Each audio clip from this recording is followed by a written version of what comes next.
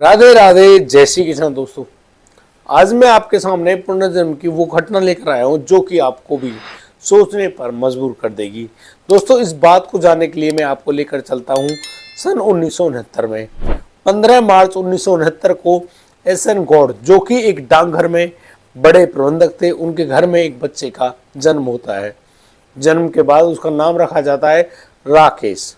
राकेश जैसे जैसे अपनी उम्र में होश संभालता है, कुछ बोलने लायक होता है, तो वो अपने परिवार में कहने लगता है कि वह इस घर का सदस्य नहीं है। उसे उस आदमी के बारे में जरूर बताओ जो उसको यहाँ लेकर आया है। उस बच्चे की बातों को सुनकर उस घर में दिक्कत ऐसी होती है कि भाई आखिर ये बच्चा पापा को पापा और मम्मी को मम्मी नहीं बोलता है, और उल्टा ही कहता है कि वो खुद पापा है, उसके बच्चे भी है, उसकी पत्नी भी है। और इन बातों पर वो परिवार ज़्यादा गौर नहीं करता है। सोच रहा होता है कि शायद इस बच्चे को कुछ दिमाग में कमी हो सकती है भाई, या फिर कुछ और परेशानी हो सकती है। वो सब लोग उसका इलाज कराने के बारे में विचार कर ही रहे होते हैं कि उस बच्चे को, जो कि स्कूल भी जाने लगा था 5 साल की उम्र में, एक दिन बच्चे आपस में जब कुछ खेल रहे होते हैं तो अचानक से उनसे एक स्कूल की जो कुर्सी होती है जिस पर अध्यापक बैठते हैं वो गिर जाती है। अब वो जो लड़का है राकेश राकेश उस कुर्सी को उसी ढंग से ठीक कर देता है जैसे कि कोई बढ़ई काम करता हो। जब उस बच्चे से पूछा गया कि तुमने इस काम को कैसे किया, तो बच्चा बड़े ही आसान शब्दों में कहता है कि वो खुद भी एक बढ़ई है भाई, और उसको सीखने की जरूरत क्या, वो तो उसके खून में है और वो इस काम को आसानी से कर सकता है। और इस प्रकार से जैसे जो भी आदमी उस बच्चे से इन बातों को सुनता है बड़ा ही हैरान होता है। विचार करते हैं सभी लोग कि भाई आखिर कहानी क्या है और कैसे ये बच्चा इतनी सारी बातें कर पा रहा है, कुछ समझ में नहीं आ रहा। उसके घर में जो एस.एन. गौड़ उनके पिता हैं, उनसे भी जब बातें की जाती हैं तो वो भी काफ़ी खासे परेशान होते हैं। उनको समझ नहीं आ रहा है कि आखिर उनके बच्चे के दिमाग पर कोई बुरा असर पड़ गया है। अब मैं आपको लेकर चलूँगा 1974 में, जब गर्मियों के दिन थे, और उसी समय कांकरोली कस्बे में एक बस आती है। वो बस को चला रहा होता है ड्राइवर छितर सिंह। अब उस ड्राइवर को देखकर वह लड़का अचानक से चौंक जाता है। लड़का चौंका ही नहीं, बस की तरफ दौड़ने लगता है और उसको जोर जोर से आवाज लगा रहा है कि छितर सुनो ना, छितर तुम सुनो, बस को रोको। अब वह जो छितर सिंह है, जो बस का ड्राइवर है, वो काफी ज्यादा गौर से उस बात को सुनता है, फिर बस रोकता है और बोलता है कि तुम कौन हो भैया, क्यों मुझे आवाज दे रहे हो। अब जो राकेश है, जो कि करीब 6 साल का लड़का है, वो कहने लगता है छितर सिंह से, अरे छितर भूल गया, अपने गुरु को भूल गया, अरे जिसकी वजह से तू इस बस को चलाना सीखा है उसको भी भूल गया। इन बातों को सुनकर जो छितर सिंह काफी ज्यादा हैरान होते हैं, सोच रहे हैं कि आखिर ये बच्चा क्या कहने वाला है। जिस प्रकार से उस बच्चे की बातें उसने सुनी, उसके दिमाग की घंटियां बजने लगती हैं, और अचानक से छितर सिंह भी जब अपने पूर्व की बातों को याद करता है तो बिल्कुल वो उस बात को याद कर लेता है कि वाकई में ये आप ही हो। अब ये आप हो, कौन आप हो। अब ये जो लड़का है इसका नाम राकेश है, वो बताता है कि हाँ छितर, तुमने सही पहचाना, मैं तुम्हारा गुरु विट्ठल दास हूँ। अब जिस प्रकार से विट्ठल दास का नाम उस लड़के ने लिया, राकेश ने लिया, छितर सिंह से रहा नहीं गया और बस हैरान दृष्टि में उनको देखता रह गया। बस इतनी सी बात पर उस राकेश ने अब छितर सिंह से कहा कि तुम्हें जहाँ बस ले जानी है तुम वहाँ लेकर जाओ और फिर बैठकर बातें करेंगे। अब छितर सिंह, जो कि आराम करने के लिए बस को इधर उधर ले जाना चाहते थे, उन्होंने बस को साइड में खड़ा कर दिया और अब दोनों काफ़ी देर तक एक दूसरे से बातचीत करते रहे। अब ये जो राकेश नाम का लड़का है अपने इस पुनर्जन्म की बात को पूरी ढंग से बताता है कि कैसे विट्ठल दास के रूप में उसका जब जन्म हुआ, छितर का वो गुरु बना, उसको ड्राइविंग करना सिखाया, और अब वह राकेश गौड़ है और एस.एन. गौड़, जो कि डाकघर में बड़े कर्मचारी हैं, उनका बेटा बनकर आया है। इस बात को सुनकर अब राकेश कहने लगता है कि छितर, क्या तुम उसके परिवार को जानते हो। अब इस बार में जो छितर सिंह है वो कहते हैं कि हाँ बिल्कुल मैं जानता हूँ, तुम्हारी पत्नी भी है और बच्चे भी हैं। इसी बात को सुनना चाहते थे राकेश गौड़, और वो अब छितर से कहते हैं कि बताओ ना फिर कहानी क्या है। कहाँ हैं वो लोग, उनसे मेरी बात कराओ ना। चित्तर सिंह उनसे अब कह कर जाते कि आप परेशान मत होइए, मैं जल्दी ही आऊँगा और आपके बारे में एक अच्छी सी जो सूचना है वो लेकर आऊँगा। अब उधर साइड जो चित्तर सिंह है वो तो वहाँ से चला जाता है, लेकिन चित्तर सिंह जाने के बाद वो पहुँचता है टोंक में। टोंक एक बड़ा कस्बा, और टोंक में जाने के बाद अब वो जो चित्तर सिंह है उस घर में, विठल दास के घर में, उस कहानी को बता देता है कि कैसे कैसे उनके जो पिता थे या उनके पति थे जिनका नाम विठल दास था, उनका जन्म हुआ है कांकरौली कस्बे में। अब इस बात के बारे में जानकर वो लोग तो हैरान थे, लेकिन 225 किलोमीटर दूर कौन जाएगा भाई। सभी लोग हैरान भी हैं और परेशान इसलिए है कि भाई उसका दूसरा जन्म हुआ है, वो छोटा बच्चा है। लेकिन कहानी अभी तक बस ऐसी ही है, अभी वो कहानी ज़्यादा घूमी नहीं है। लेकिन तब तक वह लड़का जिसका नाम राकेश गौड़ है वो अपने घर में बवाल सा मचा देता है, अपने पिता से झगड़ा सा करने लगता है, कहने लगता है कि उसको उसके अपने घर में जाना है। उसका अपना घर कहाँ है, टोंक जिले में। अब इस बारे में जो भी आदमी सुनता हैरान होता। उधर एसएन गौड़ भाई एक बड़ा उच्च परिवार, उस ब्राह्मण परिवार में वो सबसे छोटा लड़का, भाई सभी का प्यारा भी होता है। राकेश की गई बातों पर सब यकीन करते हैं और फिर अंततः वो लोग वहाँ टोंक में जाने का विचार कर लेते हैं। और दोस्तों जहाँ टोंक में पहुँचे हैं एसएन गौड़, उनको पहुँचते पहुँचते शाम हो जाती है। शाम होते ही वो लोग अब पहुँच जाते हैं डाकघर में। डाकघर के कर्मचारी तो थे ही एसएन गौड़, वो वहाँ जाने के बाद अपने मित्रों जो लोग थे जो उनके साथ काम करते, उनसे बात करते हैं और उनसे पूछते हैं कि कोई विठल दास का नाम का कोई व्यक्ति था जिसकी यहाँ पर मौत हो गई थी। अब इन बातों को सुनने वाले वो लोग कहते हैं कि नहीं, ऐसी तो कोई बात नहीं है। लेकिन उनकी बात को सुन रहा एक आदमी जो कि वहाँ पर चाय बनाया करता था, वह आदमी कहता है कि हाँ बिल्कुल, विठल दास सुधार के नाम से एक व्यक्ति था जो कि बढ़ई का काम भी करता था, और तो और वो एक इलेक्ट्रिशियन का काम भी करता था और ड्राइवर का काम भी करता था। माली हालत कुछ ज़्यादा ठीक नहीं थी, सामान्य परिवार का रहने वाला वह अपनी पत्नी और बच्चे के साथ एक कच्चे से मकान में रहा करता था। अब ये जो बातें हैं इनको सुनने वाला व्यक्ति बता रहा है कि यार ऐसे वाकई में ये बात सच है या नहीं है, क्योंकि यकीन नहीं हो रहा है। अब उस लड़के राकेश से पूछा जाता है, राकेश क्या तुम जानते हो कि तुम्हारा घर कहाँ पर है। राकेश उछल पड़ता और कहता है हाँ बिल्कुल, उसको सारी जानकारी है, आप उनके पीछे पीछे आइए। वो लोग शाम के समय, अब जो राकेश है वो सीधा उधर बढ़ने लगता है जहाँ उसका घर था, और फिर वो उस जगह पर पहुँच भी जाता जहाँ पर उसका घर था। लेकिन मैं आपको बता दूँ उस घर पर ताला लगा हुआ था।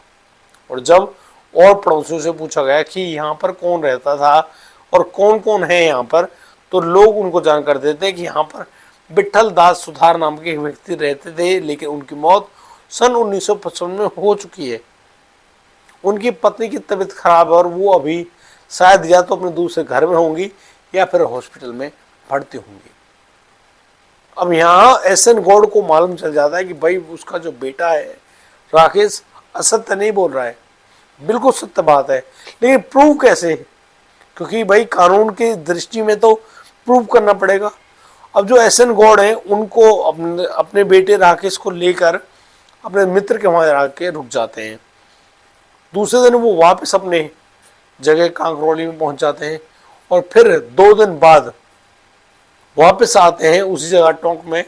और फिर जब उस घर के पास जाया जाता है और जब उन लोगों से संपर्क जोड़ा जाता है, तब जाकर उनके सामने एक ऐसी कहानी आती है जिसको अक्सर राकेश गौड़ अपने घर में सुनाया करता था। दरअसल वह बताता कि वह एक बिजली के करंट के कारण उसकी मौत हुई थी। जब उसके घर में पानी भर रहा था तो घर के पानी को निकालने के लिए उसने नाली को साफ करना चाहा, क्योंकि उसमें काफ़ी ज़्यादा कूड़ा करकट भर गया था।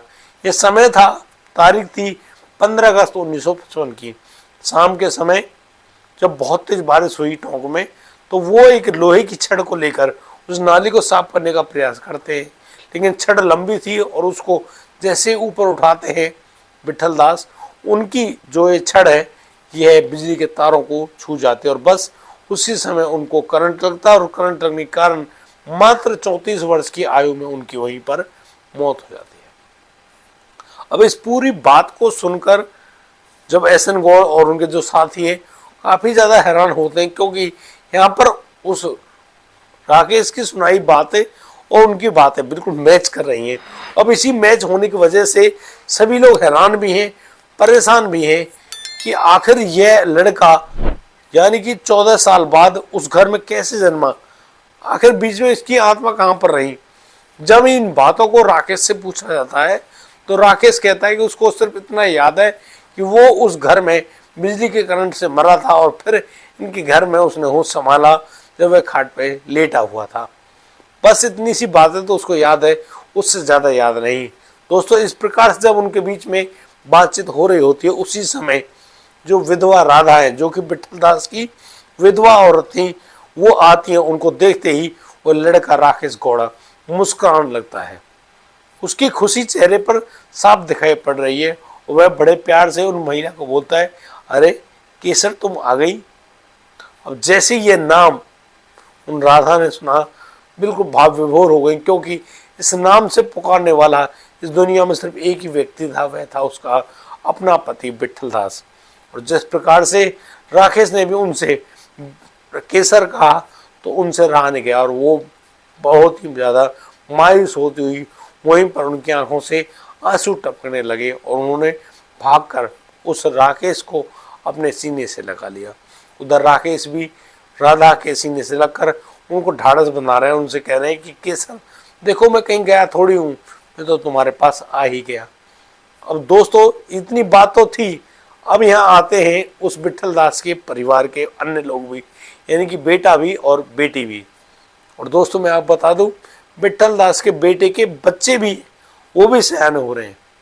अब इन सब बातों को देखकर एस एन गौड़ बहुत ज्यादा हतप्रभ है और परेशान से लग रहे हैं कि आखिर यहाँ पर हो क्या रहा है, क्योंकि उन सब बातों के बारे में किसी ना तो सुना था ना ही पढ़ा था।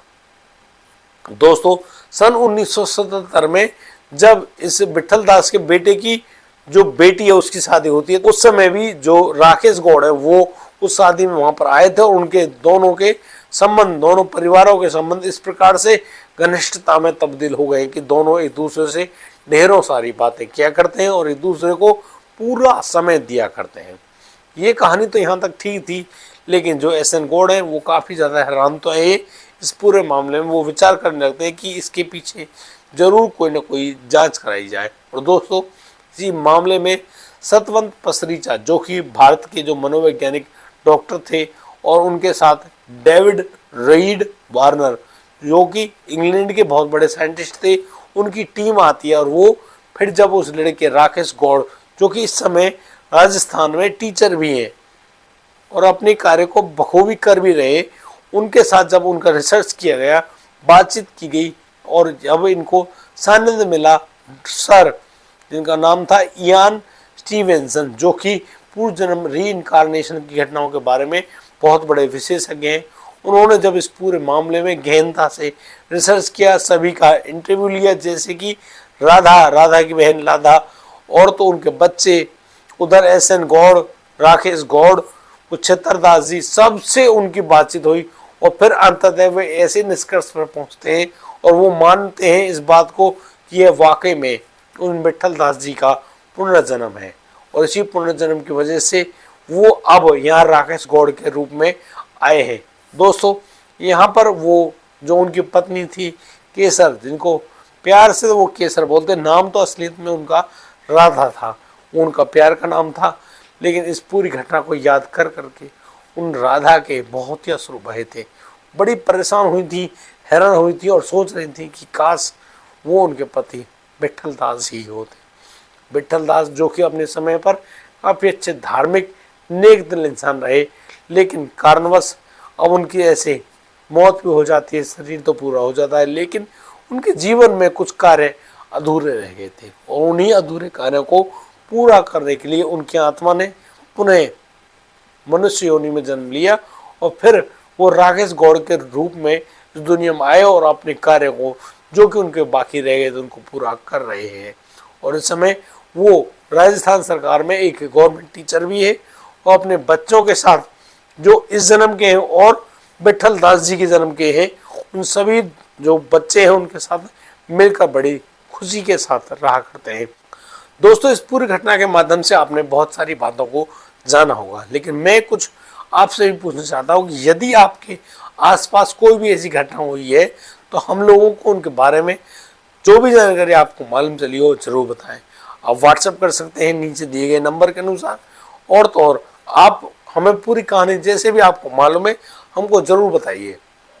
हम लोग अगर आप अनुमति देते हैं तो आपका नाम भी और पूरी घटना के बारे में आपको जरूर बताएंगे। दोस्तों, आज के लिए सिर्फ इतना ही। अब दीजिए मुझे इजाजत, मिलता हूँ कल, लाता हूँ एक और अनोखा मामला। तब तक के लिए आप बढ़िया रहें, बेहतर रहें, अपना और अपने परिवार का बखूबी ख्याल रखते हैं। राधे राधे।